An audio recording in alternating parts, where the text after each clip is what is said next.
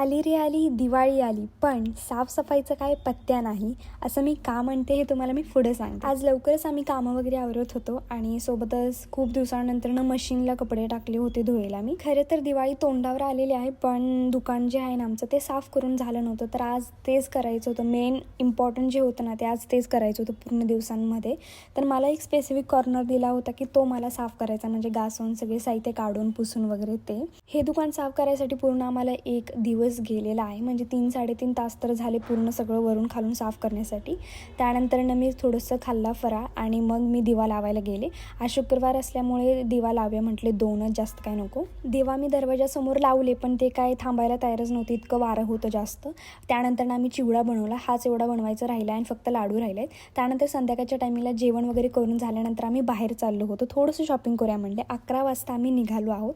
थोडंसं कॉस्मॅटिकचं वगैरे घेतलं. 11-12 वाजले तरी इतकी जास्त गर्दी होती ना महाद्वार रोडवरती, खूप जास्त गर्दी होती. रांगोळी घेतली, आलो घरी आणि जास्त काय नाही, एवढी पिशवी भरूनच साहित्य घेऊन आले. ते डोळे माझे खूप चरचरायला लागले होते, त्यामुळे मग मी ड्रॉप्स पण घेऊन आले. असा होता माझा व्हिडिओ की बाय.